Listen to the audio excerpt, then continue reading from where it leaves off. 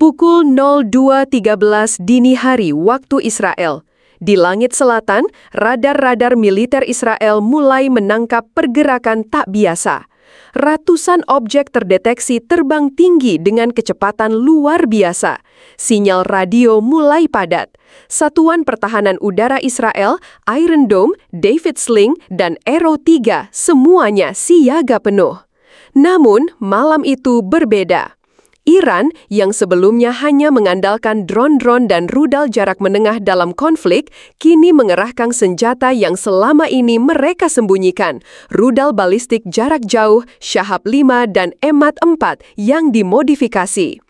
Dari bawah tanah bunker rahasia di Provinsi Khuzestan dan Kerman, ratusan rudal diluncurkan nyaris bersamaan.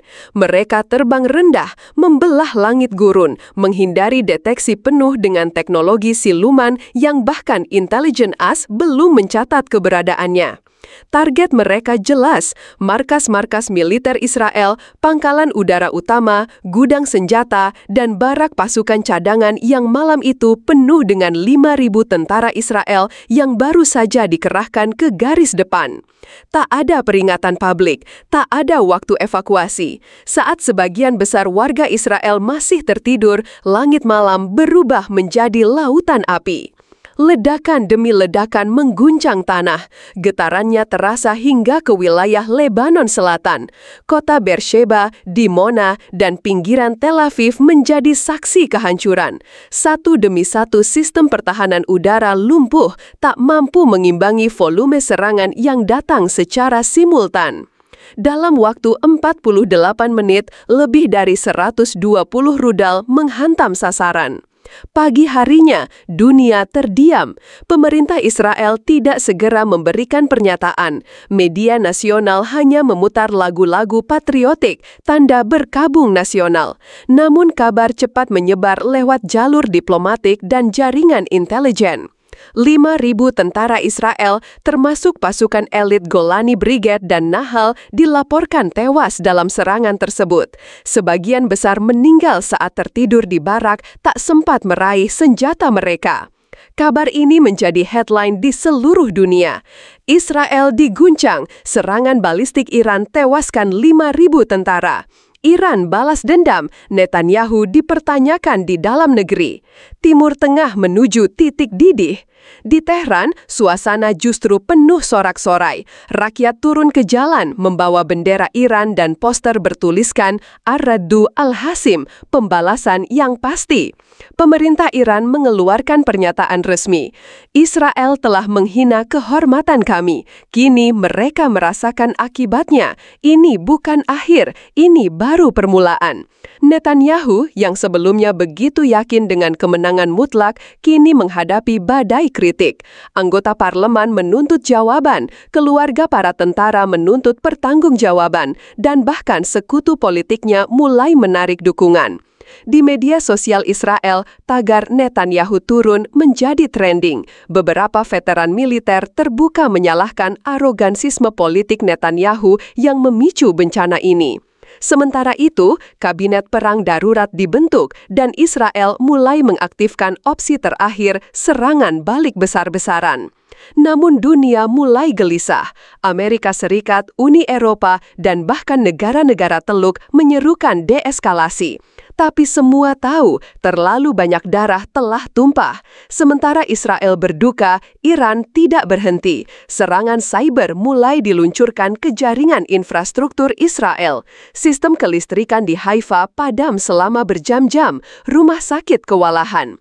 Jenderal Ali Husseini memberi pernyataan terbuka. Kami tidak mencari perang total, tapi jika Israel ingin mengakhirinya dengan api, maka kami akan bakar semuanya. Pasukan Hizbullah di Lebanon dan milisi Houthi di Yaman mulai merapatkan barisan. Dunia menyaksikan dalam ketegangan. Di tengah kekacauan, satu pertanyaan bergema di dunia internasional. Apakah ini kemenangan Iran atau hanya satu bab dalam perang panjang yang tak akan pernah usai? Dalam konferensi pers Amorusi di New York, para diplomat dari Rusia, China, dan Amerika Serikat saling tuding rapat darurat tak menghasilkan kesepakatan. Netanyahu dengan wajah lelah dan mata merah akhirnya muncul kembali di publik. Israel tidak akan pernah kalah, tapi saya tahu banyak dari kalian kehilangan orang tercinta, dan untuk itu saya minta maaf. Namun kata maaf itu datang terlambat bagi banyak keluarga. Terlalu banyak nyawa telah hilang, terlalu besar harga dari kesombongan satu pidato. Di bawah langit gurun yang kembali gelap, seorang ibu di Israel menangis di depan reruntuhan barak militer. Sementara di sisi lain perbatasan, seorang anak kecil di Iran menatap televisi dan bertanya kepada ayahnya, "Apakah kita menang, Ayah?" Sang ayah terdiam menatap langit yang kini sepi, kemudian menjawab pelan, "Belum, Nak, tapi semuanya berubah sekarang."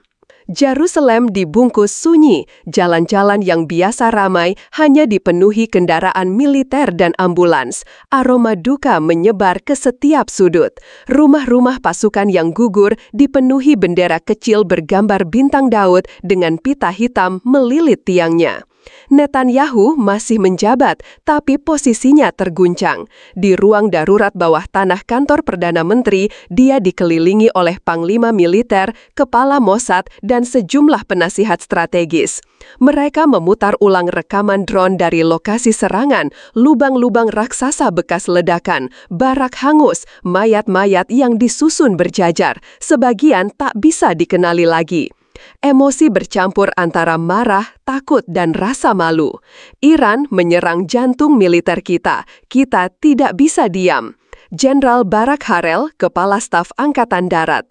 Kita perlu balas, tidak dengan roket biasa. Kita bicara tentang serangan strategis. Meir Shalom, Direktur Mossad. Namun Netanyahu tahu, satu serangan strategis, bahkan satu kesalahan, bisa memicu Perang Dunia Ketiga. Presiden Amerika Serikat memanggil rapat darurat Dewan Keamanan Nasional. Ketegangan begitu tinggi karena selain menjadi sekutu Israel, AS juga tahu betul bahwa Iran punya lebih dari sekedar rudal. Ada laporan intelijen belum diverifikasi bahwa Iran telah memindahkan komponen nuklir ke lokasi tak terkenal. Apakah ini gertakan atau mereka benar-benar bersiap untuk skenario penghabisan? Presiden berbicara langsung dengan Netanyahu via video call. "Benjamin, dengarkan saya. Jika kalian meluncurkan serangan ke situs nuklir Iran, kami tidak bisa menjamin deeskalasi. 5.000 dari anak-anak kami mati, kita tidak akan duduk diam." Di sisi lain dunia, Presiden Iran menyampaikan pidato besar di Majelis Nasional Tehran. "Kami tidak haus darah, tapi jika dicari, kami tidak akan bersembunyi. Jika diserang, kami akan membalas. Jika diperangi, kami akan menulis ulang sejarah." 3 hari setelah serangan rudal Iran, Hizbullah menembakkan puluhan roket ke wilayah utara Israel dari Lebanon. Meskipun sebagian besar berhasil dicegah, beberapa jatuh di kota kecil Kiryat Shmona, menyebabkan korban sipil. Israel membalas dengan serangan udara ke beberapa titik di Beirut Selatan dan Lembah Beka. Di Gaza, Hamas dan Jihad Islam yang sebelumnya tidak terlibat aktif mengklaim bahwa inilah waktunya mengguncang fondasi rezim Zionis. Mereka mulai menembakkan roket ke arah Sderot dan Ashkelon. Mesir dan Yordania, 2 negara Arab yang punya hubungan damai dengan Israel, mengeluarkan peringatan keras agar tidak menyeret kawasan ke dalam neraka tanpa jalan kembali. Di belakang layar, Turki, Rusia, dan Cina mulai memposisikan diri, masing-masing bersiap memperluas pengaruh dalam kekosongan diplomatik yang diciptakan kekacauan ini. Pada malam ke-7, Israel meluncurkan operasi balasan, Operasi Pedang Daud. Target utamanya menghancurkan pusat komando militer Iran di Isfahan dan salah satu fasilitas nuklir yang diduga aktif di Natanz. Jet-jet tempur F-35 Israel dengan dukungan satelit AS meleset diam-diam di atas langit Irak, melewati sistem pertahanan Iran, lalu menjatuhkan bom bunker buster. 3 ledakan besar mengguncang Isfahan. Salah satu pusat komando IRG hancur total. Sementara di Natanz, ledakan menyebabkan kebocoran reaktor kecil. Iran mengklaim tidak ada bahan nuklir yang tersebar, tapi dunia tidak yakin.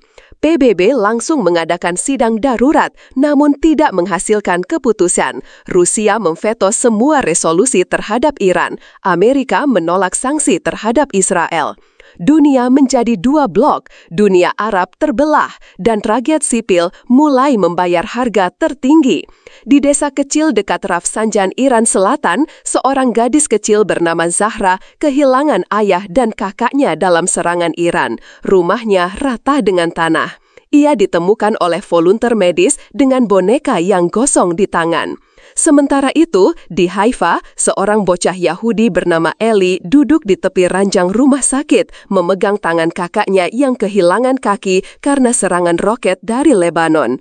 Keduanya tak mengenal satu sama lain, namun mereka adalah cermin dari dunia yang semakin retak, dipenuhi kebencian yang diwariskan tanpa mereka mengerti sebab awalnya.